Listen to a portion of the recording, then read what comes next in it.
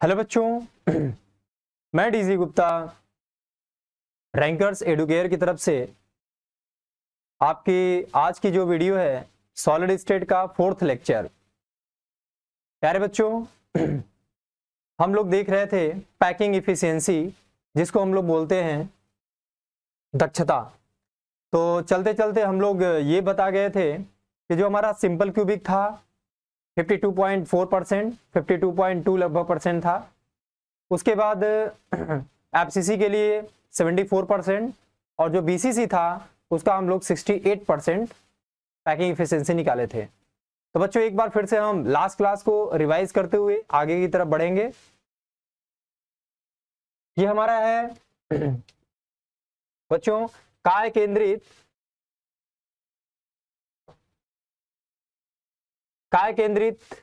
या अंतः केंद्रित एकक कोशिका, जिसको हम लोग बोलते हैं बच्चों बीसीसी। तो इसको हमने बहुत अच्छी तरीके से निकालना सिखाया था कि बॉडी सेंटर्ड क्यूबिक या बीसीसी सेल में एकक कोशिका, जिसमें प्रत्येक कोने के साथ साथ जो हमारा निकाय है बच्चों, ये निकाय क्या होता है? पूरा बॉडी का जो केंद्र है वो हमारा निकाय का केंद्र कहलाएगा। तो हमने बताया था कि कोई भी सेल हम पढ़ेंगे, किसी भी सेल की बात करेंगे तो उसमें जो कोने वाला रहेगा, कोने वाला जो केंद्र पर रहने वाला परमाणु रहेगा वो हमेशा कॉमन रहेगा, सभी में रहेगा। तो अगर हम बात करते हैं कि सिंपल क्यूबिक या सरल क्यूबिक की हम लोग बात करते हैं बच्चों, सरल घन का, तो उसमें केवल और केवल परमाणु कहाँ रहेंगे? कहाँ पे रहेंगे? सिर्फ और सिर्फ कोने पर रहेंगे। दूसरा हम लोग बात कर रहे हैं बच्चों काय केंद्रीय या अंतः केंद्रीय, मतलब जो हमारा केंद्र है बीचों बीच, पूरे काय का, पूरे बॉडी के बीचों बीच केंद्र की बात करते हैं, तो वहां पे जब परमाणु रखेंगे बच्चों तो कोने पर तो रहेगा ही, उसके साथ साथ केंद्र पर भी रहेगा। तो हमने निकाला था बच्चों केंद्र पर पूरा परमाणु रहेगा बीचों बीच, उसका संख्या 1 होगा। दूसरा वह किसी से उभयनिष्ठ नहीं रहेगा। दूसरा बच्चों हमारा क्या था कि कोने पर रहेगा, तो कोने पर एक काय में कितना आ रहा था? 1/8, तो टोटल मिलाकर 8 थे, तो 1/8 इंटू 8 कितना आया था बच्चों? 1। तो 1 + 1, इसका इफेक्टिव नंबर कितना था बच्चों? 2। देखते हैं हम लोग, तो यहाँ पे ये क्या है कि निकाय के केंद्र पर भी जालक बिंदु उपस्थित हो, काय केंद्रित एकक कोशिका कहलाती है। यहाँ केंद्रित परमाणु 8 समान दूरी पर स्थित परमाणुओं से घिरा रहता है। इस प्रकार इसकी समन्वय संख्या 8 होती है, मतलब कोऑर्डिनेशन नंबर बच्चों 8 होता है। बीचों बीच रहेगा तो सारे कॉर्नर्स आ जाएंगे इन पे। उसके बाद दो परमाणुओं के मध्य समीपता दूरी a√3/2 होगी। ऐसे हमने पढ़ा था बच्चों कि r = a√3/4 होता है। तब इनको 2 से डिवाइड करेंगे तो वो ऊपर चला जाएगा बच्चों, तो क्या हो जाएगा? a√3/2। ठीक है, तो ये हमारा आ जाएगा बच्चों दो परमाणुओं के मध्य समीपता, मतलब 2 परमाणु की बात कर रहे हैं। ठीक है, तो हाफ हो जाएगा। उसके बाद अगर हम बात करके इनके चित्र की, तो चित्र में ये हमारा पूरा काय है बच्चों, ये पूरा काय है। काय के बीचों बीच जो हमारा परमाणु होगा वो हमारा काय का केंद्र कहलाएगा, या पूरे काय के बीचों बीच है, इसलिए इसको हम लोग बोलेंगे बच्चों अंतः केंद्रित एकक कोशिका। बार बार हम एकक कोशिका बात कर रहे हैं, बार बार हम एकक की बात कर रहे हैं। एकक का मतलब क्या है कि हमारा ये जो पूरा संपूर्ण काय है यह हमारा एकक कहला रहा है। क्यों एकक कहला रहा है बच्चों? मैंने बताया था कि अगर हमारे पास क्रिस्टल्स है कोई, तो क्रिस्टल्स जो है उसमें ढेर सारे काय छोटे छोटे होंगे, या माचिस की डिबिया होगी। उस डिबिया में से उन सारे जो हमारे डिबिया रखे गए हैं किसमें? संपूर्ण क्रिस्टल में, उसमें से एक डिब्बी निकाल लिया जाए तो वही हमारा एक काय कहलाएगा बच्चों, या वो हमारा एक एकक सेल कहलाएगा। ठीक है, वही हमारा बारंबार रिपीट होता रहता है। तो जब कभी भी हमको किसी एक पर्टिकुलर की जरूरत पड़ती है, किसी एक के एंगल की जरूरत पड़ती है, कोण की जरूरत पड़ती है बच्चों, या तो उनके भुजाओं की जरूरत पड़ती है, तो हम एकक सेल को बाहर निकालकर उनके बारे में डिटेल में स्टडी करते हैं, वही हमारा एकक सेल कहलाता है। ठीक है बच्चों, तो यहाँ पे अगर हम बात करते हैं कि ये जो 3 डायमेंशनल स्ट्रक्चर्स है उसमें हम बात करेंगे बच्चों, तो हमारा बीचों बीच हमारा क्या हो जाएगा? अंतः केंद्र पर स्थित परमाणु, और कोने कोने पर हमारे क्या है बोलो? परमाणु हैं। ये स्ट्रक्चर्स हम लोग बच्चों इसको हम इस तरीके से देख सकते हैं। हमारा जो सेंटर में है, हमारा जो अंतः केंद्र पर परमाणु है वह 2, 2, 4, 2, 6, 2, 8 कॉर्नर यानी कोने पर रखे परमाणुओं से घिरा हुआ है। ठीक है, अच्छा अगर हम इतना समझ लिए बच्चों, तो जो हमारा नेक्स्ट स्लाइड है इसमें हम लोग देखते हैं भुजा की लंबाई। तो बच्चों भुजा की लंबाई हम मान चुके हैं पहले से ही, उसे बार बार चेंज नहीं करेंगे। बच्चों भुजा की लंबाई हमारा क्या है, a, और परमाणु त्रिज्या r। इसमें संबंध हम निकाल ही चुके हैं बच्चों। क्या होगा, √3a हमारा क्या होगा, अगर ये हमारा संपूर्ण काय है यानी घन है, तो इसमें बच्चों हमने बताया था कि बच्चों हमारा जो ये विकर्ण होगा, ये हमारे घन का संपूर्ण विकर्ण है बच्चों, और ये हमारा जो होगा वो हमारा एक भुजा है, और ये वाला हमारा क्या है बच्चों, ये हमारा क्या है, ये हमारा फलक का विकर्ण है। तो ये फलक का विकर्ण हम निकाल चुके थे a√2, ये हमारा भुजा है बच्चों a। तो जब इनका स्क्वायर करोगे a² प्लस a√2 का स्क्वायर, इसका अंडर रूट ले लोगे बच्चों, क्योंकि ये हमारा है पाइथागोरस थ्योरम से 90 डिग्री है। तो हमारा क्या हो जाएगा, ये जो हमारा विकर्ण बनेगा बच्चों, यह संपूर्ण बॉडी का या काय का विकर्ण कहलाएगा। तो इसे हम लोग बोलेंगे बच्चों a² प्लस a² इंटू √2 तो 2a² बच्चों, तो 2a² और a² हो जाएगा बच्चों 3a²। तो यहां से बच्चों a बाहर चला जाएगा, तो a√3 हम लोग लिख लेंगे, यही हमारा a√3 होगा। ठीक है। अब जब हम बात करते हैं बच्चों, अब जब हम बात करते हैं कि a√3 जो हमारा है वो हमारे काय का विकर्ण है,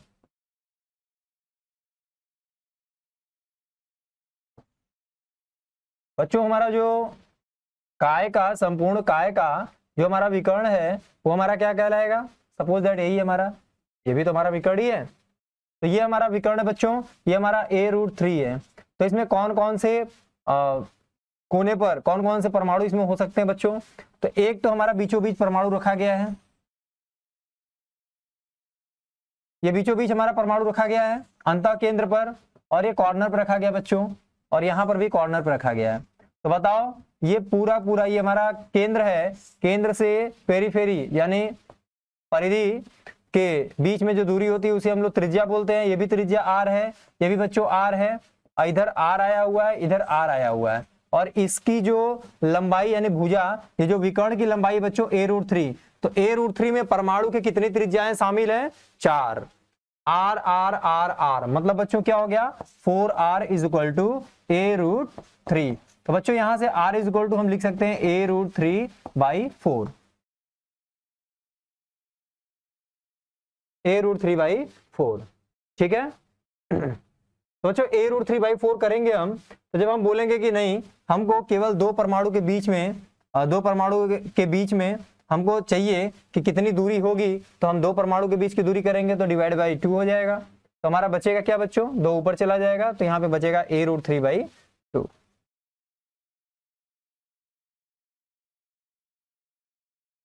तो यहाँ पे बात करेंगे r = √3a/4। ठीक है। अब बच्चों बी वाला पॉइंट हमारा कहता है कि एकक सेल में उपस्थित परमाणुओं की संख्या, ये हम पहले ही बता चुके हैं कि कॉर्नर यानी कोना के कारण कितना होगा बच्चों, 1/8 एक एकक में आएगा, इंटू 8 कोने हैं तो 8 से मल्टीप्लाई करोगे, तो यहां से बच्चों सॉल्व करने पर 1 आएगा। और हमारा अंतः केंद्र पर एक परमाणु है, वह किसी और के साथ उभयनिष्ठ नहीं है, तो उसके कारण 1 आएगा। तो बच्चों दोनों को जोड़ोगे तो 1 + 1 = 2 आ जाएगा। तो परमाणु में एकक सेल का जो संख्या है वो कितना आ जाएगा बच्चों, 2 हो जाएगा। उसके बाद इस स्थिति में घन के प्रत्येक कोने पर एक परमाणु या आयन उपस्थित होता है, जिसके कारण 1/8 × 8 होगा बच्चों। कोनों का योगदान 1 है, जबकि एकक सेल में काय केंद्रीय परमाणु 1 है, जो कि मैंने बताया था कि वो किसी और के साथ उभयनिष्ठ नहीं है, तो 1 ले लिया बच्चों। इससे प्रत्येक काय केंद्रीय एकक सेल में कुल परमाणुओं की संख्या 1 + 1 = 2 परमाणु या 2 आयन हो सकते हैं। ठीक है बच्चों।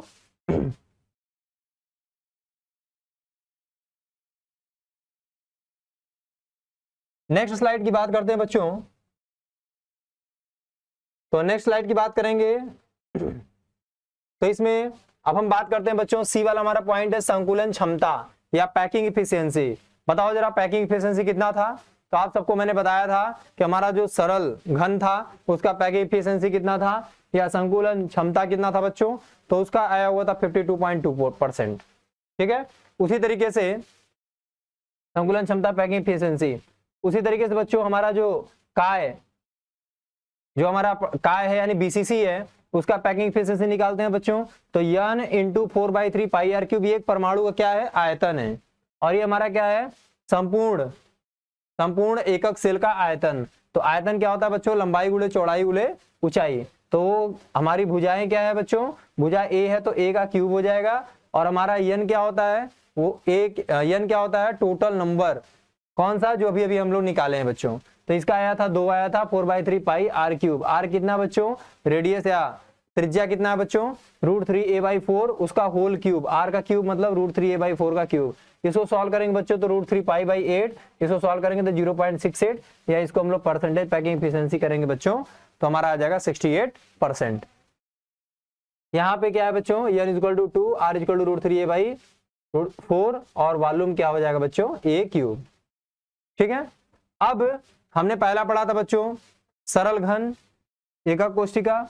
अब पढ़ेंगे बच्चों, इसके पहले क्या पढ़ा था, काय एकक कोष्ठिका। अब पढ़ेंगे बच्चों फलक केंद्रिक एकक कोष्ठिका, जिसको बोलते हैं फेस सेंटर्ड क्यूबिक।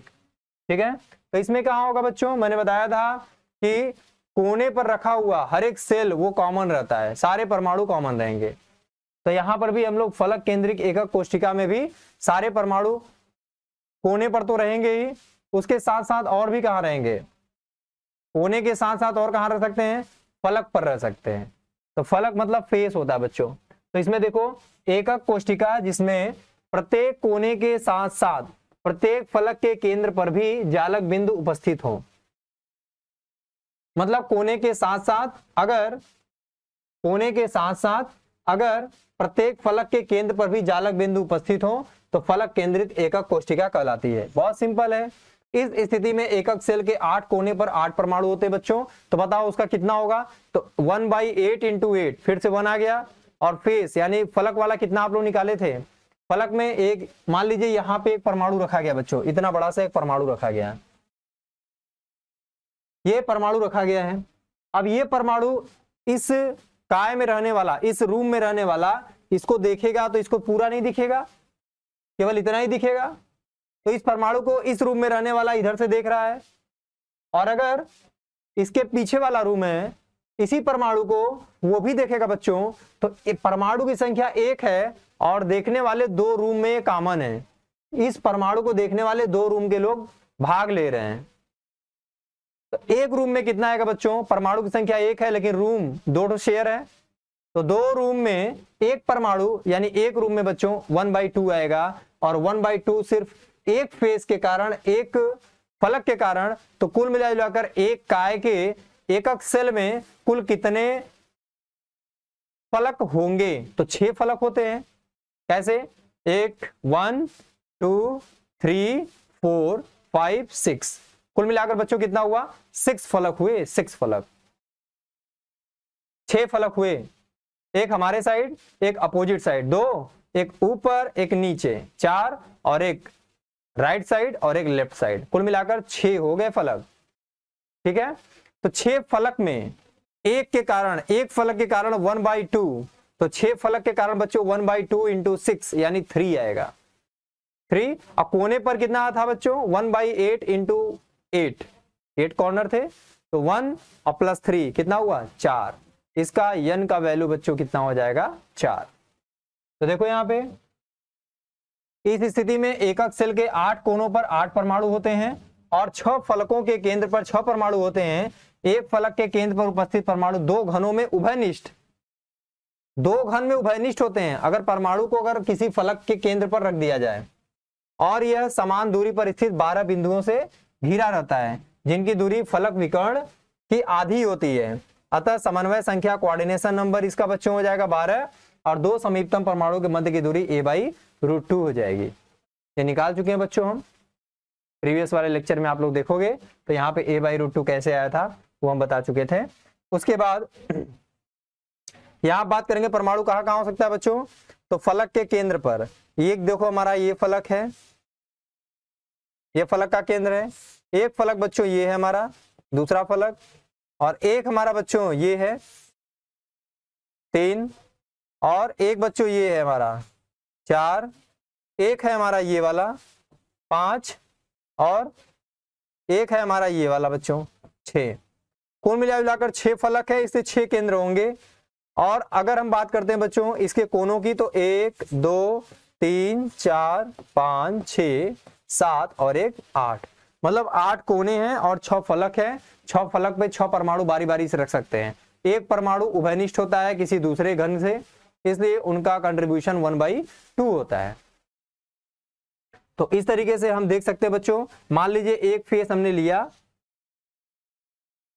एक फेस लिया, इसमें हमने क्या किया बच्चों, फेस के केंद्र पर एक परमाणु रख दिया, तो इसको कॉर्नर पे ये टच करेंगे और ये क्या कहलाएगा बच्चों, फेस विकर्ण, यानी क्या जी, फलक का विकर्ण। ये हमारी भुजा हो गई बच्चों, ये भी हमारी भुजा हो गई, ये हमारा 90 डिग्री है। पाइथागोरस प्रमेय लगा दो, क्या होगा बच्चों, ये हमारा ए है, ये हमारा ए है, ये हमारा हो जाएगा बच्चों a√2, ठीक है। अब हम बात करते हैं, ये हमारा हो जाएगा त्रिज्या r, ये हमारा r, ये हमारा केंद्र है, ये भी हमारा r, ये भी हमारा r, तो r r r r कुल कितना हो गया बच्चों, 4r = कितना है, ये हमारा विकर्ण कितना बच्चों, a√2। बच्चों यहां से त्रिज्या क्या हो जाएगी, r = a√2/4, a√2/4, 4 को लिख सकते हैं बच्चों a√2 / 2 × 2, ठीक है। एक 2 को रहने देते हैं, दूसरे 2 को हम लिख सकते हैं बच्चों √2 × √2, मल्टीप्लाई करेंगे 2 आ जाएगा, तो √2 को √2 कैंसिल बच्चों, हो जाएगा a/2√2। इस तरीके से बच्चों हम देख सकते हैं कि r = a/2√2 यहां से आसानी से आ सकता है, ठीक है।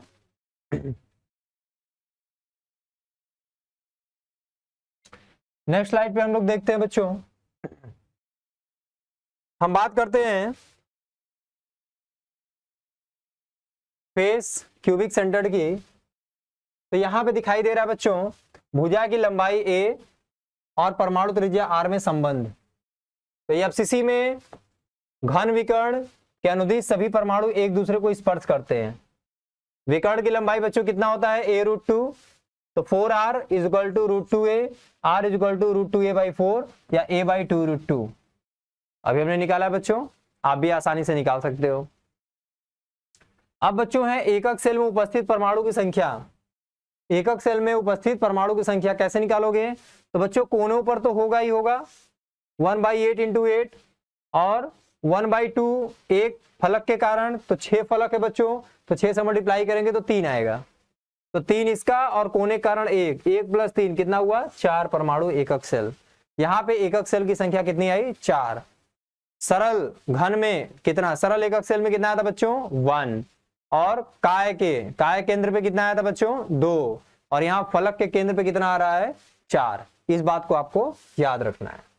इस स्थिति में घन के प्रत्येक कोने पर एक परमाणु या आयन उपस्थित होता है बच्चों, और घन प्रत्येक फलक के केंद्र पर एक परमाणु या आयन होता है। एक एकक सेल में प्रत्येक फलक केंद्र पर स्थित परमाणु बच्चों गोले का 1/2 भाग उपस्थित होता है, और यहाँ ऐसे 6 फलक होते हैं, मैंने बताया, तो 1/2 × 6 करेंगे तो 3 आएगा।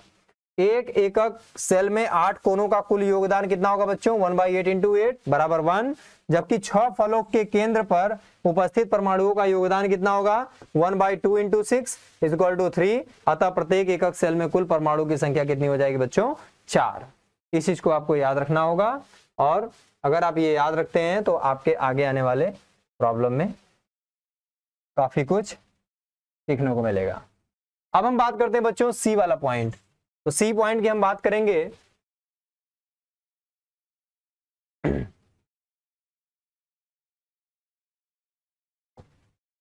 सी की बात करेंगे, तो सी में है अपना संकुलन क्षमता, जिसको हम लोग बोलते हैं बच्चों पैकिंग इफिशियंसी।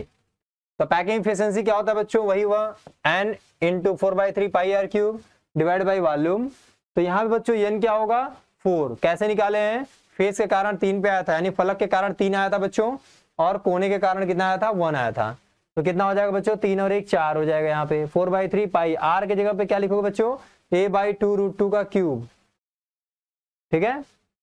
तो a/2√2 घाते 3 डिवाइड बाई a³ बच्चों, a क्या होता है, भुजा का क्यूब कर देंगे तो हमारा वो आ जाएगा वॉल्यूम या आयतन आ जाएगा। यहाँ पे सॉल्व करेंगे बच्चों तो π/3√2, जिसको हम सॉल्व करेंगे तो 0.74 या 100 से मल्टीप्लाई करेंगे तो 74% आ जाएगा बच्चों, जिसमें FCC में n = 4, R = a/2√2 और वॉल्यूम क्या हो जाएगा बच्चों, a³ हो जाएगा।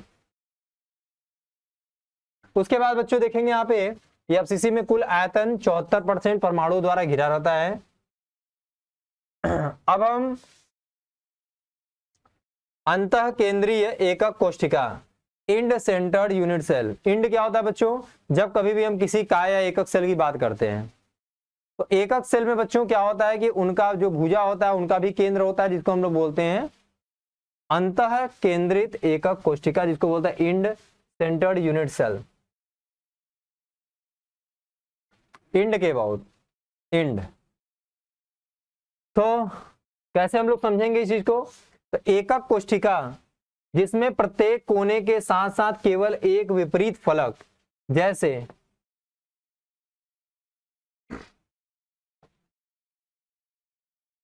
मान लीजिए बच्चों एक फलक हमारा ये हो गया, दूसरा फलक ये हो गया, तो इसका सेंटर और पीछे वाले का सेंटर, मतलब एक राइट साइड और एक लेफ्ट साइड का जो फलक है उनके अपोजिट, राइट साइड और लेफ्ट साइड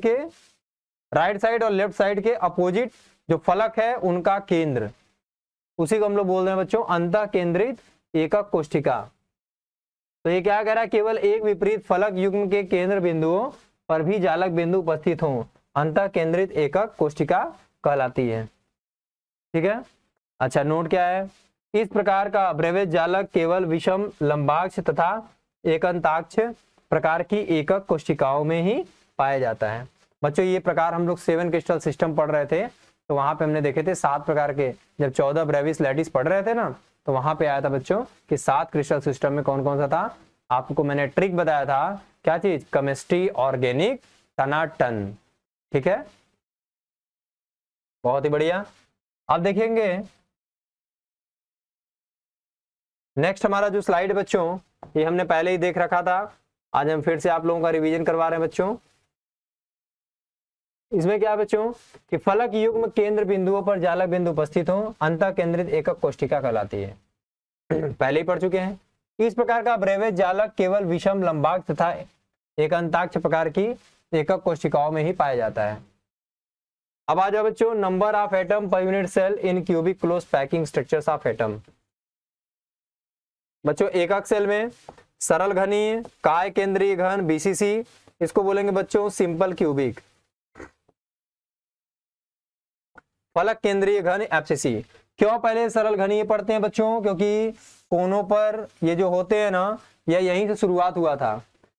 कोनों में सरल घनीय में सिर्फ कोने पर था, इसे सारे कोने में पाया जा रहा है, ये भी कोना ये भी कोना, तो ये कोना वाला कॉमन है, सब में पाया जाता है, यहाँ पर केंद्र पर नहीं होता है। काय केंद्रीय घन BCC यानी बीचों बीच, पूरे काय के बीचों बीच होता है, यस। उसके बाद बच्चों फलक केंद्रीय FCC, क्या केंद्र पर होता है, नहीं। यहाँ पे बच्चों फलक पर होता है, नहीं। यहाँ पे फलक पर होता है BCC, नहीं। लेकिन यहाँ पे बच्चों फलक केंद्रित घन में होता है, और कितना होता है, 1/2 होता है। यानी फलक के केंद्र पर अगर परमाणु को रखेंगे बच्चों तो 1/2 होगा, टोटल मिलाकर 6, कुल मिलाकर 6 क्या है, फलक है। तो 6 × 1/2 करेंगे बच्चों तो यहाँ पे 3 आ जाएगा। ठीक है, तो यहाँ पे प्रति एकक सेल में परमाणु की संख्या कितनी होंगी, तो जोड़िए यहाँ से कितना होगा, 1 1 1 1 2 1 3 4। यहाँ बच्चों 52.4%, लगभग 52.4%, कभी कभी 52.2 भी लिख देता है, तो आप घबराएंगे नहीं, आप निकालेंगे तो 52.4 ही आएगा। ठीक है, कभी कभी अगर इसमें वेरिएशन करता है तो मिनिमम, मतलब आपको ये याद रखना है कि 52% नियर अबाउट होता है। ठीक है, ऐसे कैलकुलेशन के लिए हम लोग 52% मान लेते हैं, और वैसे देखा जाए बच्चों तो यहाँ पे आपको 52.4 एग्जैक्टली याद रखना है। नहीं याद होता है तो आपको 52.2 3 4 वेरी में आपको लिख सकते हो, वेरिएशन में। उसके बाद बच्चों इसका देखिए 68% होता है और इसका 74% होता है। कणों के द्वारा घेरा गया परसेंटेज आयतन, या इसी को बोलते हैं बच्चों पैकिंग इफिशियंसी। ठीक है, उपरोक्त विवेचन से यह स्पष्ट होना चाहिए कि अंतःजालक का निर्माण बिंदु करते हैं, रेखाएं नहीं। रेखाओं का कोई अस्तित्व नहीं होता है, सही बात है, बल्कि उन्हें मात्र आकृति या एकक सेल के आयाम के निरूपण में सुविधा हेतु रखा जाता है।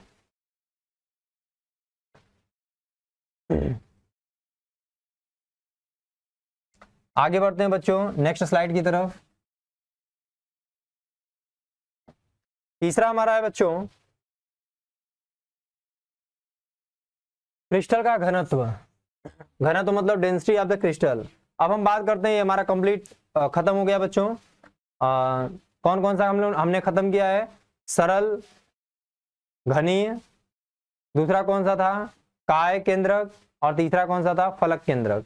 अब हम तीनों खत्म करने के बाद हम आगे बढ़ते हैं बच्चों क्रिस्टल का घनत्व। ठीक है, डेंसिटी कितना होगा, कैसे होगा? यदि एकक सेल के किनारे की लंबाई ज्ञात हो तो हम क्रिस्टल का घनत्व निम्न प्रकार से ज्ञात कर सकते हैं। बच्चों अगर हमको एकक सेल का किनारे की लंबाई यानी भुजा पता हो, तो भुजा पता रहेगा तो हम आराम से बता सकते हैं कि हमारा ये कौन सा क्रिस्टल है या इसका घनत्व कितना होगा। तो सपोज दैट माना एक सेल के किनारे की लंबाई L है, वही भुजा है बच्चों, भुजा L। एकक सेल का आयतन कितना हो जाएगा? L का क्यूब यानी वॉल्यूम हो जाएगा V सेंटीमीटर क्यूब। बच्चों एकक सेल की संगति यानी भार कितना है? परमाणु की संख्या एकक सेल में इंटू परमाणु का द्रव्यमान। ठीक है बच्चों, तो परमाणु की संख्या एकक सेल में कितना होगा वो डिपेंड करेगा कि हमने कौन सा लिया बच्चों, सिंपल सेंटर्ड क्यूबिक या फेस सेंटर्ड क्यूबिक या बच्चों हमारा BCC। ठीक है, बॉडी सेंटर्ड क्यूबिक। तो इसमें से क्या रहेगा, उसमें मल्टीप्लाई कर देंगे कितने का? जो हमारा यम ग्राम है। किंतु एक परमाणु यम का द्रव्यमान कितना हो जाएगा बच्चों? एक के लिए पूछा हुआ है, तो यम जो होगा बच्चों capital M divide by Avogadro number. ये हमारा बताएगा बच्चों कि एक परमाणु का द्रव्यमान कितना होगा, एक परमाणु का, एकक सेल की संगति। तो बच्चों यहां से देखा जाए तो भार कितना हो जाएगा? N into M by NA ग्राम। एकक सेल का घनत्व तो कितना हो जाएगा? हमें पता चल गया बच्चों कि इसका कितना भार है, तो भार यानी क्या चाहिए? मास डिवाइड बाई वॉल्यूम कर देंगे तो हमारा डेंसिटी आ जाएगा। तो N into M by NA divide by volume. अब NA को बच्चों नीचे लेते जाएंगे तो हमारे पास एकक सेल का जो घनत्व है रो बोलते हैं इसको, is equal to N by V into M into NA। यहाँ पे क्या हो जाएगा बच्चों? N into M divide by volume into NA।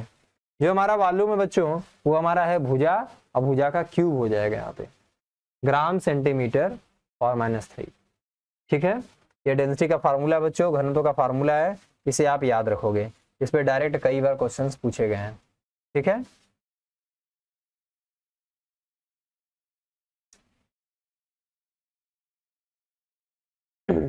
कल हमने ये क्वेश्चन देखा था बच्चों, क्वेश्चन में एक बार फिर से देख ले रहे हैं, आप लोग इसको सॉल्व कर सकते हो अब आराम से। डेंसिटी का फार्मूला क्या होता है? रो इज इक्वल टू बच्चों अभी आपने पढ़ा है N into M divide by volume into Avogadro's number. ठीक है बच्चों, यहाँ बोला एक फलक केंद्रीय, तो एक फलक, फलक का मतलब क्या बच्चों? ये FCC की बात कर रहा है, तो यहाँ पे N की वैल्यू बच्चों 4 है। M जो होता है वो परमाणु भार होता है, परमाणु भार कितना दिया हुआ बच्चों? परमाणु भार कितना दिया हुआ है? 60। और वॉल्यूम क्या है बच्चों? नहीं पता है, A क्यूब, यही आपको पता करना है। अवागाद्रोस नंबर आपको पता है बच्चों 6.022 इंटू 10⁻23। और यहाँ पे रो क्या है बच्चों? घनत्व तो कितना है? तो 6.23। यहाँ से बच्चों A cube is equal to लिख सकते हो क्या चीज? A क्यूब इधर चला जाएगा और बाकी यहीं पर रह जाएगा 4 इंटू 60 और डिवाइड बाई बच्चों कितना हो जाएगा? 6.23 इंटू 6.022 इंटू 10⁻23।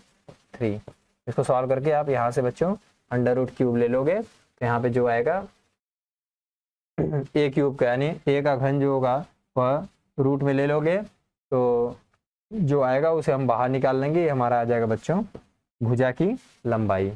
ठीक है, ये हम लास्ट क्लास में बता चुके थे बच्चों, तो इसको आप लोग सॉल्व कर लेंगे।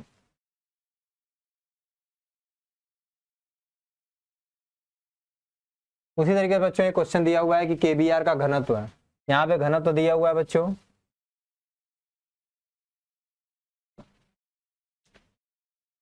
यहाँ पे घनत्व दिया हुआ है घनत्व दिया हुआ है और इकाई कोशिका के किनारे की लंबाई बच्चों दिया हुआ है 654 पिकोमीटर। ठीक है, मतलब क्या दिया हुआ है, इकाई कोशिका के किनारे की लंबाई दिया हुआ है 654 पिकोमीटर है। ठीक है, तो प्रमाणित कीजिए कि केवीआर की फलक केंद्रीय घनी संरचना होती है। इसमें बताना है कि ये एफसीसी फॉलो करता है। तो बच्चों ये एफसीसी फॉलो जो हमारा एक फलकी है, यानी फलकी हमारा जो फलीय वाला है वो फलक केंद्रित वाला है, वो कैसे प्रूफ होगा, किसी तरीके से हमारा कितना आ जाए, n इज इक्वल टू 4 आ जाए, क्योंकि 4 एफसीसी के लिए होता था। तो बच्चों यहाँ पे क्या है, आपको ए की वैल्यू दिया हुआ है, ठीक है, डेंसिटी दिया हुआ है, ठीक है, और डेंसिटी दिया हुआ है, ये दिया हुआ है, मोलर मास आपको पता है बच्चों। तो सॉल्व जब करोगे ना तो हमारा n की वैल्यू 4 आएगा और यही चीज आपको प्रूफ करना है, बाकी सब कुछ दिया हुआ है। तो यहाँ पे बच्चों डेंसिटी दिया हुआ है, ठीक है, n की वैल्यू आपको फाइंड आउट करना है, मोलर मास दिया हुआ है और ए भी दिया हुआ है यहाँ पे। अवोगाड्रोस नंबर भी आपको पता है, ये वैल्यू आप निकालोगे तो 4 आ जाएगा। ठीक है, बाकी सब कुछ वैल्यू पुट करिएगा। यूनिट का आप लोग ध्यान रखोगे बच्चों, यूनिट अगर आप लोग लिए हो, सीजीएस लिए हो तो बच्चों सेंटीमीटर ग्राम का ध्यान रखोगे। ठीक है, और आसानी से क्वेश्चन आ जाएगा। ठीक है बच्चों, चलिए तो इसको सॉल्व करिएगा और फिर हमें बताइएगा कि आपके प्रॉब्लम्स का सलूशन आपको मिल गया है। अब बच्चों यहां से बिल्कुल अलग टॉपिक हम लोग चलेंगे। ठीक है, बिल्कुल अलग, जो हमारा ये टॉपिक है बच्चों बिल्कुल अलग है। वो मानकर चलिए कि वो एक पूरा पोर्शन था, ये हमारा दूसरा पोर्शन चालू हो रहा है। अब हम बात करते हैं बच्चों क्लोज पैकिंग, एकदम आराम से समझेंगे। क्लोज पैकिंग क्या होता है बच्चों, समरूप ठोस गोलों का सघन संकुलन, यानी close packing of identical solid sphere.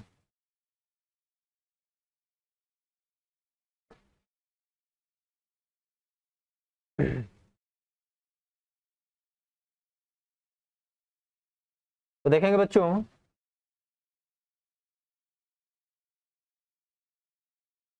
Suppose करिए आप कि कभी भी परमाणु को रखते हैं आप लोग,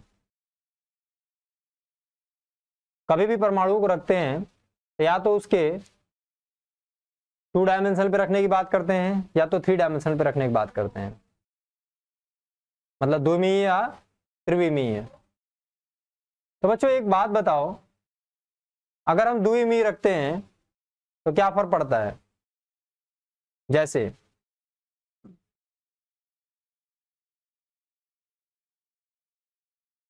अगर हम द्विमीय की बात करते हैं बच्चों, तो सपोज दैट हमारे ये परमाणु है, अगला जो हमारा परमाणु इसी के जस्ट ऊपर रख दो,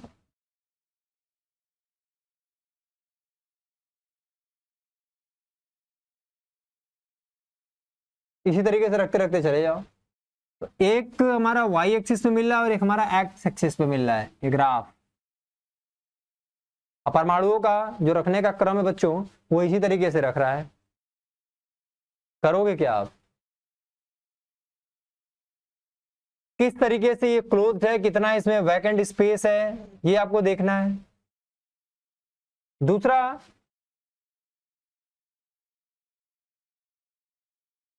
अगर हम 2 परमाणु रखते हैं तो उनके बीच में एक परमाणु रखेंगे तो उसमें कितना पैकिंग स्ट्रक्चर बनेगा, पैकिंग संरचना बनेगी। जैसा आप लोग लड्डू रखते हो, लड्डू का तो समय आ रहा है बच्चों, दिवाली आ रही है, ये देखिए लड्डू की तरह, मतलब एक परमाणु के ऊपर एक परमाणु रखते हैं, अगर उनके केंद्र को मिला दिया जाए तो वो सब हमारे स्क्वायर टाइप में दिखेंगे। देखो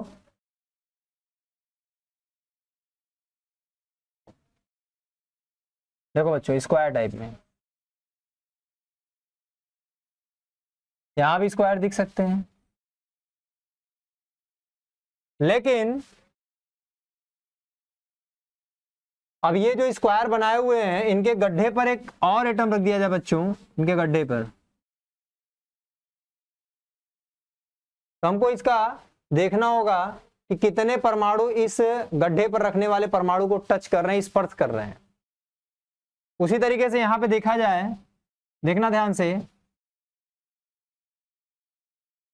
अगर 2 परमाणु के ऊपर एक परमाणु रखेंगे बच्चों तो क्या होगा,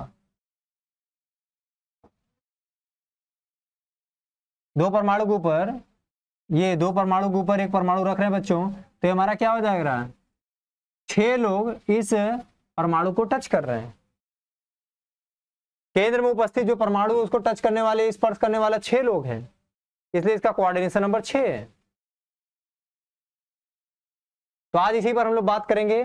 वही हमारा होता है closed packing of identical solid sphere.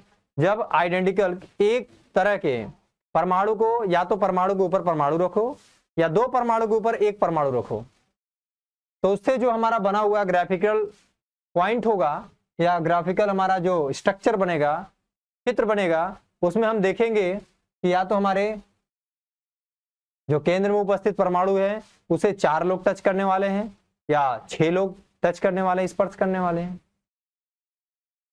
तो आज देखते हैं हम लोग। तो आइए बात करते हैं हम लोग।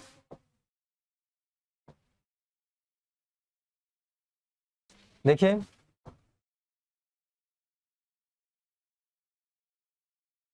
जिन ठोस पदार्थों में अदिशात्मक बंध होते हैं उनकी संरचनाओं का निर्धारण ज्यामितीय आधार पर होता है।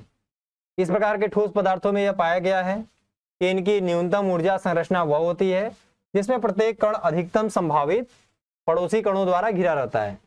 ऐसे ठोस पदार्थों की संरचना समझने के लिए हम इन्हें 3 दिशाओं में समान आकार के कठोर गोले मान लेते हैं। 3 दिशाओं मतलब समझते हैं आप, एक्स एक्सिस, वाई एक्सिस और जेड एक्सिस।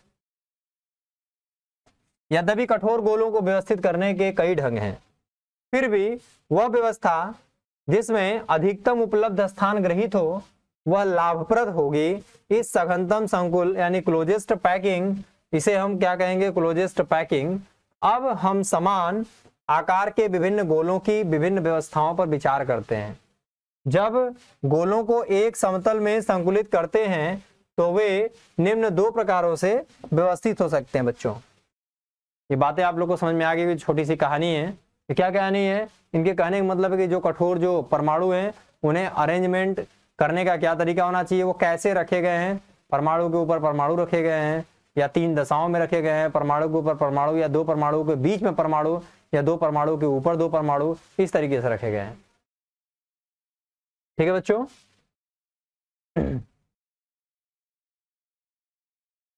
तो आइए देख लेते हैं। तो पहला है बच्चों द्विविमीय। पहला क्या है? द्विविमीय सघन संकुलन, 2 डायमेंशनली क्लोज पैकिंग। जब गोलों के केंद्र एक दूसरे के नीचे स्थित रहते हैं, मैंने हमने बताया परमाणु के ऊपर परमाणु, परमाणु के ऊपर परमाणु, परमाणु के ऊपर परमाणु। ये देखो परमाणु के ऊपर परमाणु बच्चों, परमाणु के ऊपर परमाणु दिखाई दे रहा है। यहां पे देखिए परमाणु के ऊपर परमाणु दिखाई दे रहा है बच्चों, परमाणु के ऊपर परमाणु, परमाणु के ऊपर परमाणु, परमाणु के ऊपर परमाणु। व्यवस्थित को इस प्रकार की व्यवस्था को वर्ग सघन संकुलन, स्क्वायर क्लोज पैकिंग, अभी मैंने बताया था स्क्वायर बनेगा। ऐसे संकुलन में एक गोला 4 अन्य गोलों को स्पर्श करता है। इस स्थिति में 52.4% आयतन अधिकृत रहता है, शेष 47.6% आयतन खाली रहता है। इसे रिक्त आयतन या वॉइड वॉल्यूम कहते हैं बच्चों। वर्ग सघन संकुलन में समन्वय संख्या 4 होती है। क्या होता है समन्वय संख्या? हम आपको पहले ही बता चुके हैं बच्चों कि जो समन्वय संख्या होती है उसी को बोलते हैं कोऑर्डिनेशन नंबर। तो क्या होता है कोऑर्डिनेशन नंबर? किसी परमाणु को उसके स्पर्श में जितने परमाणु स्पर्श करते हैं वही उसका कहलाता है परमाणु, वही उसका कहलाता है बच्चों परमाणु समन्वय संख्या। तो यहां पे देखिए हम लोग, ये देखो बच्चों, देखो परमाणु के ऊपर परमाणु रखे गए हैं, परमाणु के ऊपर परमाणु, परमाणु के ऊपर परमाणु, परमाणु के ऊपर परमाणु, परमाणु के ऊपर परमाणु, इसी तरीके से अरेंजमेंट है इनका। ठीक है। अब हम बात करते हैं इनके स्ट्रक्चर्स की। अगर इनको हम यहां पर रख दे बच्चों सेंटर में, केंद्र पर, तो इसको टच करने वाले कितने लोग हैं? 1 2 3 और ये 4। देखिए 1 2 3 और ये 4। इन्हीं 4 एटम को हमने क्या किया? बाहर निकाल लिया बच्चों।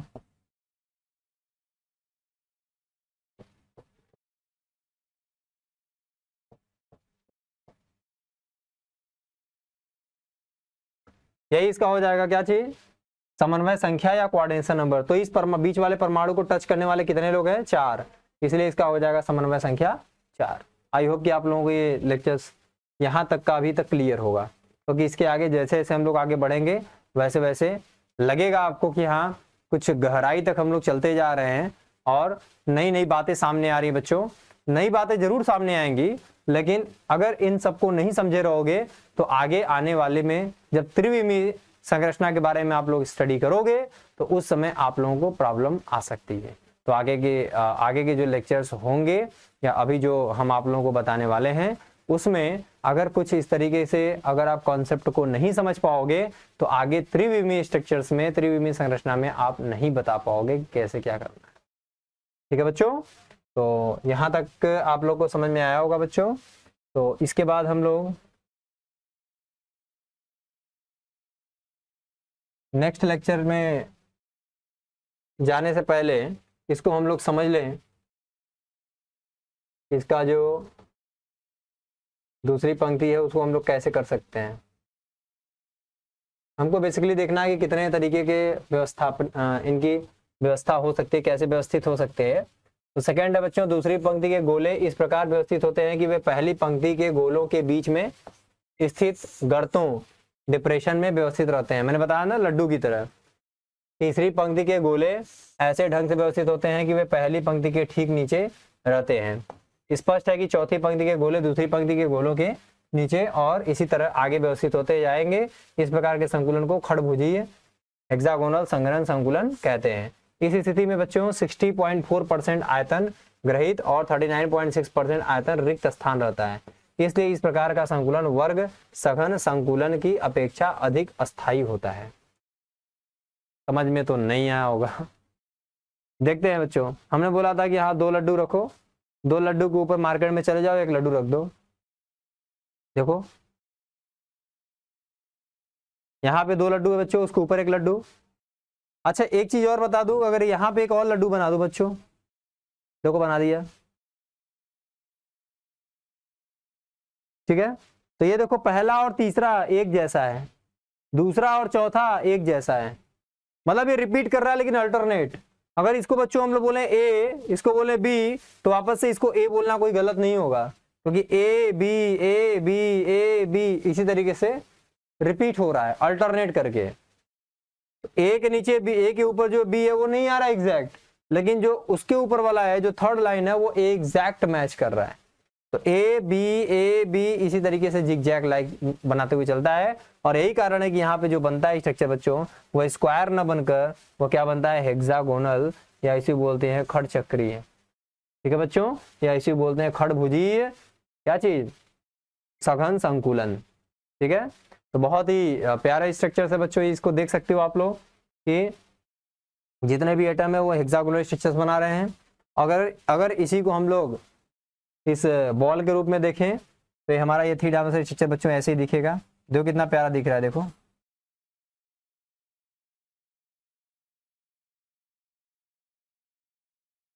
यहाँ पे दिख रहा होगा बच्चों, देखो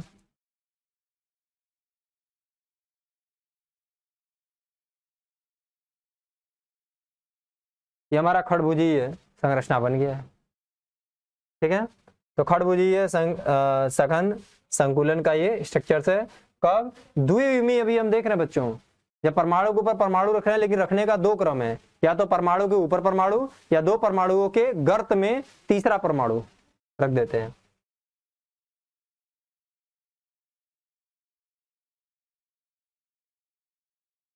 अगर हम बात करते हैं बच्चों तो हमारे वो जो स्ट्रक्चर्स थे द्विविमीय में, उसमें 2 केस था, एक परमाणु के ऊपर परमाणु बच्चों, दूसरा क्या चीज है, पहला परमाणु के ऊपर परमाणु है और दूसरा क्या है, 2 परमाणु के बीच में 1 परमाणु। अब बात करते हैं बच्चों त्रिविमीय सघन संकुलन, इसको बोलेंगे 3 डायमेंशनली क्लोज पैकिंग। इसको समझना पड़ेगा, ध्यान कंसंट्रेशन पूरा आपको लगाना पड़ेगा, तब समझ में आएगा आपको।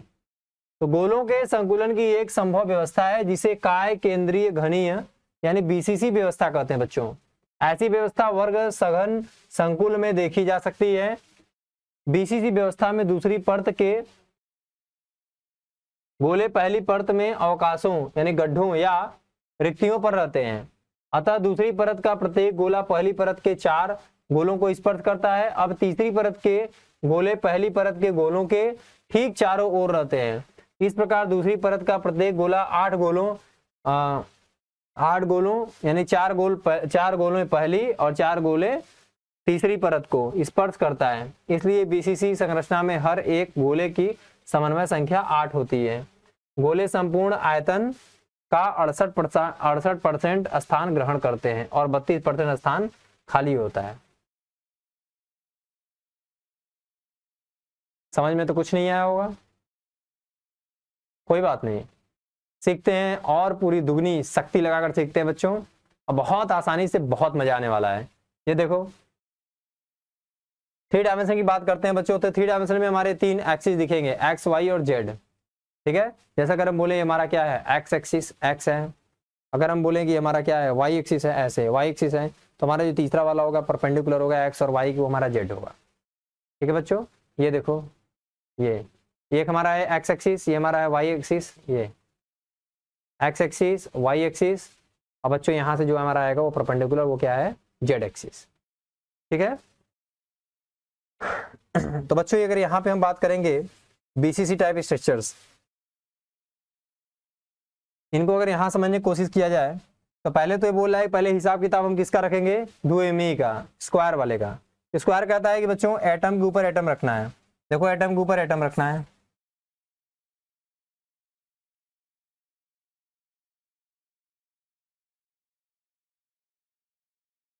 अब बच्चों एटम के ऊपर एटम रखे तो जो हमारा गड्ढा है, खाली जगह है बच्चों, वो हमारा क्या है, इन चारों के बीच में आएगा।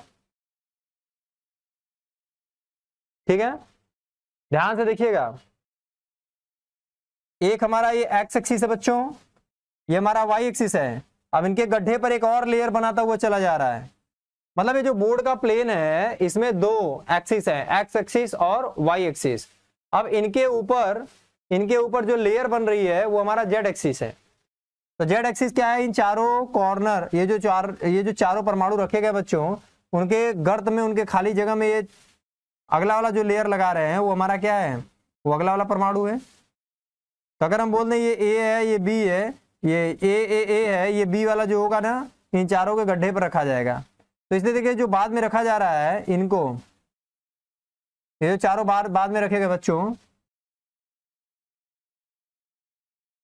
इनके गड्ढे पर जब रखेंगे ना तो वापस से पहला वाला रिपीट कर जाएगा।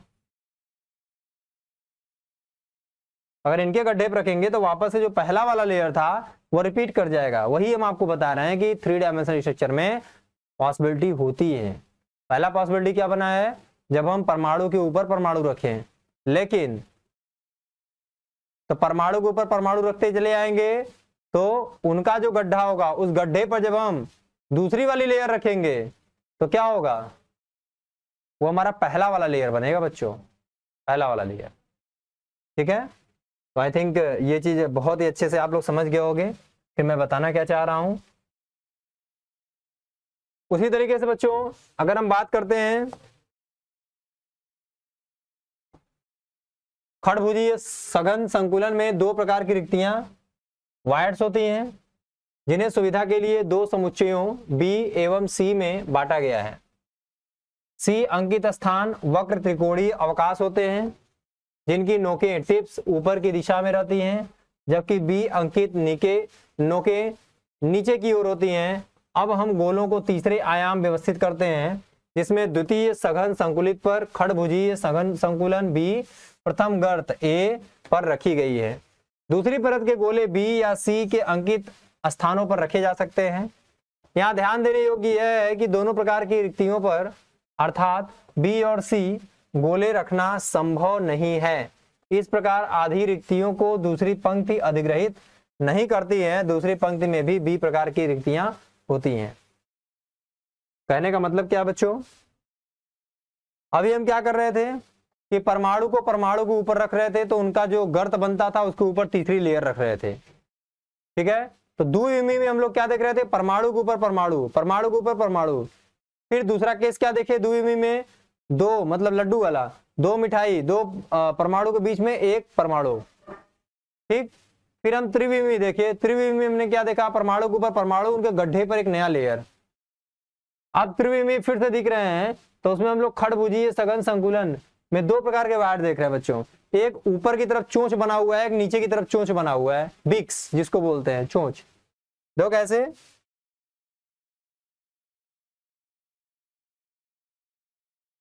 ये देखिए नीचे की तरफ है,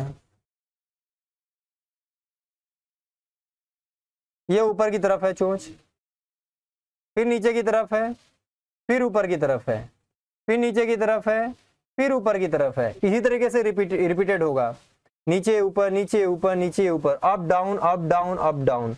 इसी तरीके से बच्चों ये चलता चला जाएगा।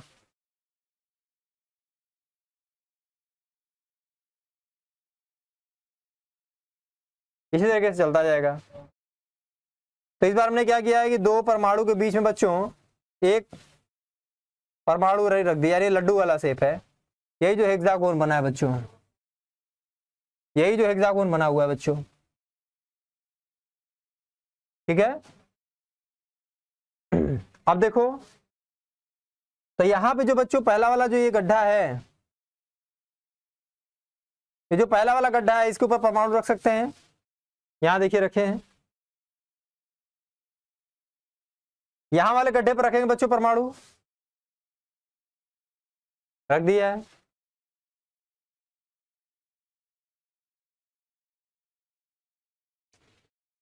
इसी तरीके से रखते रखते हम लोग ऐसे रखेंगे, तो फिर जब इनका गड्ढा बनेगा बच्चों, तो इनके ऊपर परमाणु हम फिर से रखेंगे। तो हमारा जो पहला वाला लेयर था वो वाला फिर से रिपीट हो जाएगा। मतलब हमारा जो ए था, उनके बीच में, उनके ऊपर जब तीसरा वाला लेयर रखते थे, तो उनके बीच में जो बी बना हुआ है, बी वो गड्ढा है। अब उस बी पर हमने एटम रखा बच्चों, बी रख दिया, तो ये जो बी वाला गड्ढा है, ये तो हमारा परमाणु हो गया, ये बी वाला गड्ढा है और ये सी वाला गड्ढा है।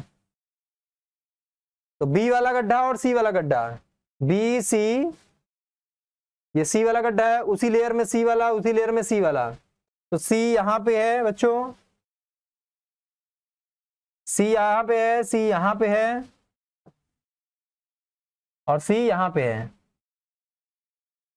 ये हमारा बी है, बी है, बी है, बी है। तो ये हमारा पहला वाला लेयर है बच्चों। पहले वाले दो जो परमाणु, उनके ऊपर एक परमाणु रखा था, तो हमारा गड्ढा यहां पे मिला हुआ था, ये वाला हमारा गड्ढा है बच्चों। तो उसके ऊपर जब हम परमाणु रखेंगे, उसी तरीके से इस वाले गड्ढे पर हम रखेंगे, उसी तरीके से इस वाले गड्ढे पर यहाँ पे जो बना था उस पर रखेंगे, तो एक हमारा नया वाला गड्ढा बन गया बच्चों। यहाँ पे वो हमारा सी कहलाएगा। तो एक बी वाला गड्ढा है, एक सी वाला गड्ढा है, उसी तरीके से बी सी इस तरीके से गड्ढा आएगा। तो जब हम यहाँ पे नया वाला जो सी वाला है हमारा, सी वाले पर जब परमाणु रखेंगे बच्चों, तो हमारा नया वाला बन जाएगा ये परमाणु। तो ए बी और ए सी, ए बी सी, इस तरीके से हमारा ये परमाणु रिपीट होता चला जाएगा। थोड़ा सा आप लोगों को ध्यान देने की जरूरत है। 3 डायमेंशनल स्ट्रक्चर है बच्चों, इसे समझाने का पूरा प्रयास कर रहा हूं और आई होप कि आप लोगों को सारी चीजें एकदम समझ में आ रही होंगी। क्योंकि यहाँ पर तो स्ट्रक्चर्स आप लोगों को मैं दिखा रहा हूँ, सिंगल बना रहा हूँ, फिर डबल बना रहा हूँ, फिर ट्रिपल बना रहा हूँ, बार बार कोरिलेट कर रहा हूँ द्विविमीय से।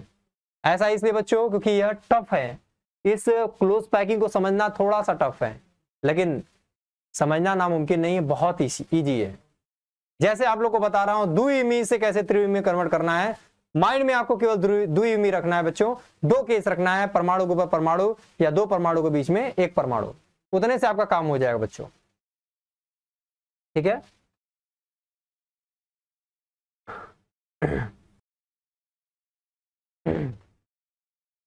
हाँ तो बच्चों हम बात कर रहे थे, नंबर 1 वाला पॉइंट हमारा जो था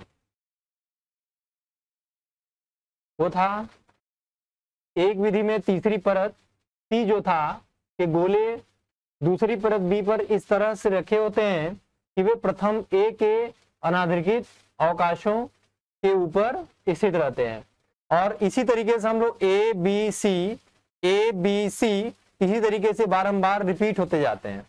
तो जरा हम स्ट्रक्चर्स की बात करें, इनकी संरचना की बात करें बच्चों, तो हमारा जो पहला वाला जो लेयर है बच्चों, ये हमारा जो ए है, ठीक है, इनके खाली जगहों पर अगर हम रखेंगे बच्चों तो हमारा ये बी वाला बनता है, ठीक है। और फिर अलग से हम जब उसी के ऊपर वाला जब लेयर, मतलब इसका वाला जो होगा, जैसे अगर हम बोले बच्चों ये यहां पर एक कट करके दिखाया गया है, ठीक है, इनके ऊपर अगर हम इस तरीके से रखें बच्चों, ठीक है,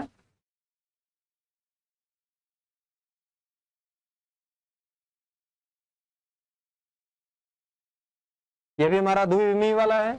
अगर हमको त्रिविमीय वाला करना है तो क्या करेंगे,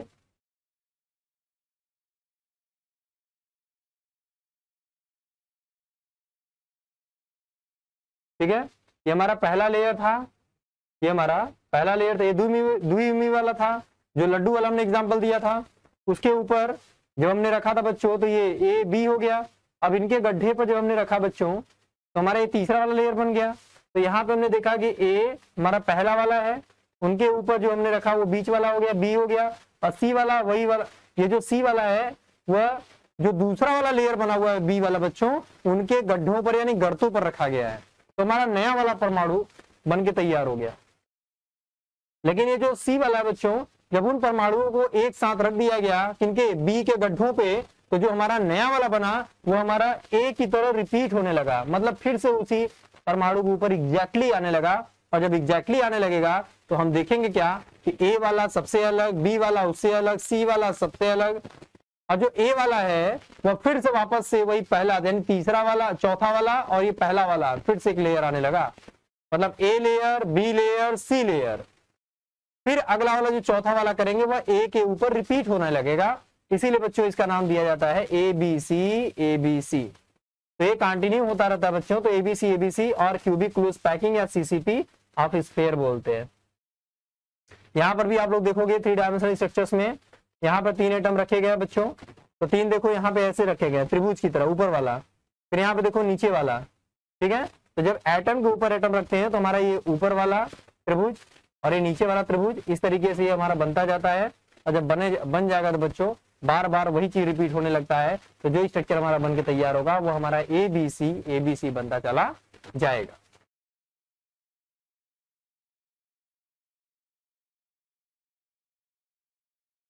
अब यहाँ पर देखेंगे बच्चों हम लोग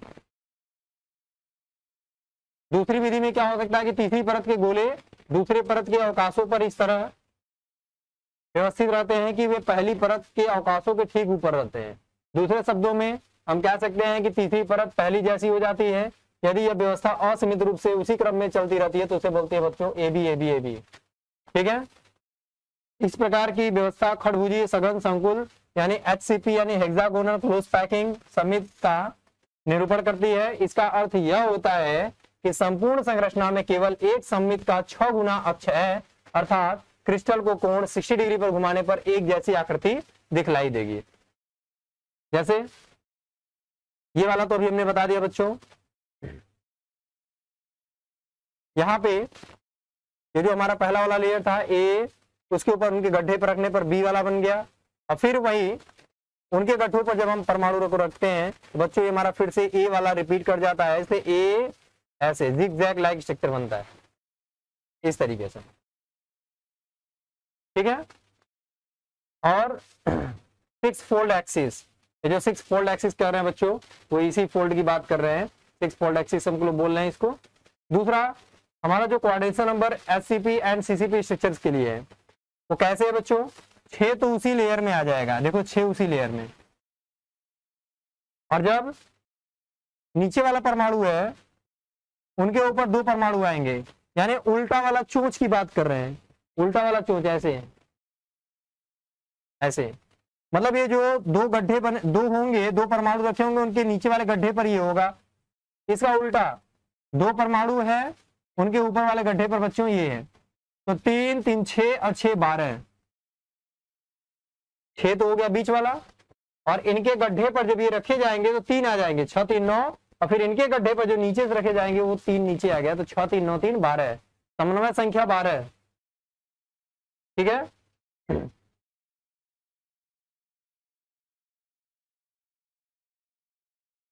नेक्स्ट क्या है बच्चों, इस संरचना में सममित के 3 गुणे अक्ष 3 फोल्ड एक्सिस है जो घन के विकर्ण से गुजरते हैं। क्योंकि इस समुच्चय में एकक सेल के प्रत्येक फलक पर एक गोला है, इसलिए इस संरचना को फलक केंद्रीय घन यानी एफसीसी संरचना भी कहते हैं। वही जो 6 बीच वाले में पार्टिसिपेट किया था। यह ध्यान देने योग्य है कि एफसीसी संरचना में प्रत्येक गोला 12 गोलों द्वारा घिरा होता है, 6 बीच में, 3 ऊपर और 3 नीचे। अतः प्रत्येक गोलों की समन्वय संख्या 12 होती है। गोले संपूर्ण आयतन का 74% अधिग्रहण करते हैं बच्चों। क्यों? और 26% आयतन दोनों एससीपी और सीसीपी संरचनाओं में खाली रहता है, जिसको हम लोग वाइड कहते हैं। तो 74% हम लोग क्यों बोल रहे हैं बच्चों? क्योंकि यह एफसीसी बनाता है। ठीक है, ओके।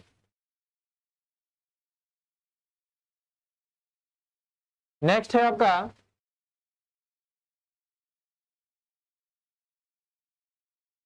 क्रिस्टलों में अंतराल। क्रिस्टलों में अंतराल बात करते हैं बच्चों, इंटरस्टिशियल और वाइड्स और होल्स इन क्रिस्टल्स। बच्चों जब हम क्रिस्टल्स की बात करते हैं तो उसमें आयंस हो सकते हैं, मॉलिक्यूल्स, एटम, परमाणु, कुछ भी हो सकते हैं। तो जब हम परमाणु को अरेंजमेंट करते हैं, चाहे त्रिविमीय की बात करते हैं, चाहे द्विविमीय की बात करते हैं बच्चों, तो उसमें खाली जगह छूटा रह जाता है। जो बच्चों खाली जगह छूटा रह जाता है उसी को हम लोग बोल रहे हैं बच्चों इंटरस्टिशियल या इंटरस्टिशिक वाइड्स और होल्स।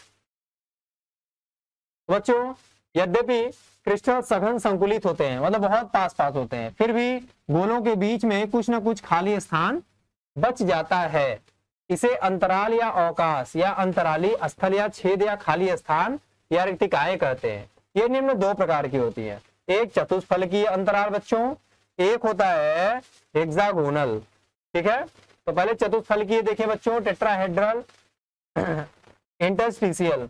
हम जानते हैं कि षट्भुजीय सघन संकुल यानी एससीपी और घन सघन संकुल सीसीपी में दूसरी परत का प्रत्येक गोला पहली परत के 3 गोलों को स्पर्श करता है। पहला अगर हम परत लगाएंगे बच्चों, पहला वाला परत, तो उसके खाली जगह पे ऊपर परमाणु रखेंगे या परमाणु के ऊपर परमाणु रखेंगे। तो परमाणु के ऊपर परमाणु रखेंगे बच्चों तो द्विविमीय हो जाएगा। और परमाणु के ऊपर परमाणु रखने के बावजूद इनके खाली जगहों पर 2 परमाणु, परमाणु के ऊपर परमाणु के बगल में परमाणु जब रखेंगे बच्चों, उनके उनके जो गड्ढे हैं उनके ऊपर जो तीसरा वाला परमाणु रखेंगे तो उनका जो गड्ढा बनेगा वो 3 को स्पर्श करेगा बच्चों। तो परत के 3 गोलों को स्पर्श करता है। इस प्रकार उनके बीच में छोटे छोटे स्थान, अवकाश या अंतराल बच जाते हैं, जिन्हें चतुष्फलकीय स्थल, टेट्राहेड्रल साइट या अंतराल इंटरस्टिशियल कहते हैं। यह 4 स्पर्शी गोलों के मध्य स्थित रिक्त स्थानों को चतुष्फलकीय छिद्र कहते हैं बच्चों। अब हम बात करते हैं बच्चों, जैसे ये है ये। अब बच्चों अगर हम इसको ये जो 3 परमाणु हैं उनके जो रिक्त स्थान है बच्चों, उस रिक्त स्थान में अगर चौथा वाला परमाणु ले आकर रख दे तो ये जो 4 परमाणु उनके बीच में जो रिक्त स्थान होगा उसी को हम लोग बोल रहे हैं बच्चों चतुष्फलकीय स्थल या टेट्राहेड्रल साइट या अंतराल इंटरस्टिशियल कहते हैं। यह 4 स्पर्शी गोलों के मध्य स्थित रिक्त स्थान को चतुष्फलकीय छिद्र कहते हैं।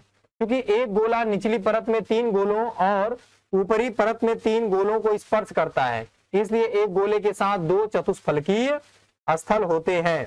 ध्यान रहे, चतुष्फलकीय स्थल का यह अर्थ नहीं होता है कि स्थल की आकृति चतुष्फलकीय है, बल्कि इसका यह अर्थ होता है कि स्थल 4 गोलों द्वारा घिरा होता है और इन चारों गोलों के केंद्र नियमित चतुष्फल के शीर्षों पर स्थित होते हैं।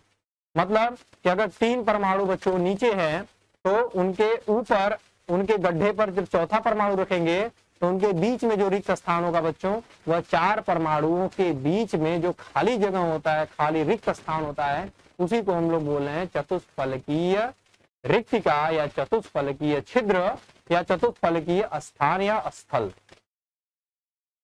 ठीक है, तो आई थिंक आप लोगों को बच्चों ये बहुत ही अच्छे तरीके से समझ में आ रहा होगा, आप लोग एंजॉय कर रहे होंगे। ये देखिए बच्चों, जैसा कि मैंने आप लोगों से बोला कि बहुत ही अच्छा फिगर बनाया हुआ है, बहुत ही शानदार यहाँ पे दिखाया गया बच्चों आप लोगों को। ये हमारा 3, ये जो तीसरा परमाणु है बच्चों, यह 2 परमाणु चुपचाप बैठे हुए थे यहाँ पे, इसके खाली जगह पे इन दो ये जो आपका बच्चों 2 ये गड्ढा बना हुआ है यहाँ पे, इस पे तीसरा परमाणु रखे हैं लड्डू वाला। और जब यह तीसरा वाला जो परमाणु रखते हैं बच्चों 2 परमाणु के बीचों बीच, तो यहाँ पे रिक्त स्थान बन गया, रिक्त स्थान बन गया तो इसी में चौथा परमाणु रख दिया। जब चौथा रख दिया तो ये जो रिक्त स्थान है इसी को बोल रहे हैं बच्चों टेट्राहेड्रल वायड, इसी को बोलते हैं बच्चों टेट्राहेड्रल वायड। इसी को ले आकर इसी पर रख दिया गया, इसको हटाने के बाद ये दिखाया गया है। यह हो गया बच्चों एक चतुष्फलकीय अंतराल। इसी को जब ऐसे मिला देते हैं बच्चों इनके सेंटर को, ये हमारा नीचे वाला हो गया, ठीक है। तो हमारा जो स्ट्रक्चर हो गया चतुष्फलकीय संरचना हो गया बच्चों। तो एफसीसी में एक कोना और इसके 3 फलक केंद्र एक चतुष्फलकीय अंतराल बनाते हैं। एफसीसी में एक घन विकर्ण के अनुदिश 2 चतुष्फलकीय अंतराल होते हैं, इसलिए एफसीसी में कुल 8 चतुष्फलकीय अंतराल उपस्थित होते हैं। एफसीसी में कुल परमाणुओं की संख्या 4 होती है, निकाल चुके हो कैसे 1 + 3। एफसीसी में कुल चतुष्फलकीय अंतरालों की संख्या 8 होती है, अभी बताए। इसलिए हम कह सकते हैं कि इनके सघन संकुलन में एक परमाणु के साथ 2 चतुष्फलकीय अंतराल जुड़े होते हैं, ठीक है बच्चों। तो ये आपको समझ में आ गया होगा कि वायड रिक्तिका या खाली जगह या स्थल, रिक्त स्थल क्या होते हैं, ठीक है। नेक्स्ट स्लाइड है अपना,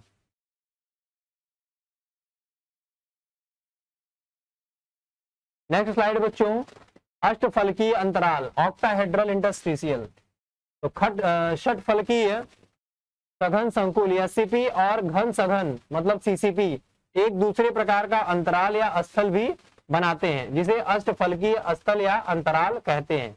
इसमें क्या होता है बच्चों, 6 स्पर्शीय गोले के मध्य स्थित रिक्त स्थानों को ही अष्टफलकीय छिद्र कहते हैं। नीचे चित्र में सघन संकुलित गोलों की 2 परतें दिखलाई गई हैं। पहली परत के गोलों को पूरे वृत्त में और दूसरी परत के गोलों को बिंदुकृत वृत्तों द्वारा दिखलाया गया है। दोनों परतों के 3 स्पर्शक गोलों के केंद्रों को जोड़कर 2 त्रिभुज बनाए गए हैं।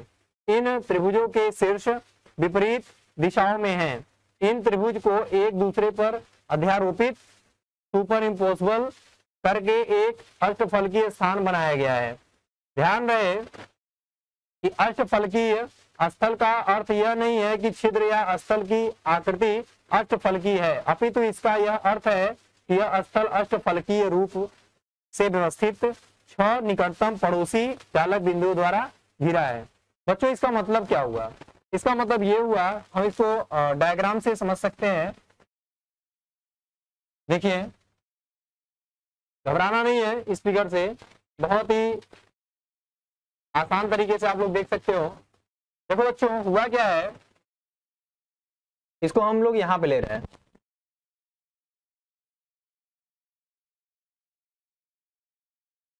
अब बच्चों क्या हुआ है कि अभी हमने क्या किया, इस तरीके से एटम को रख दिया।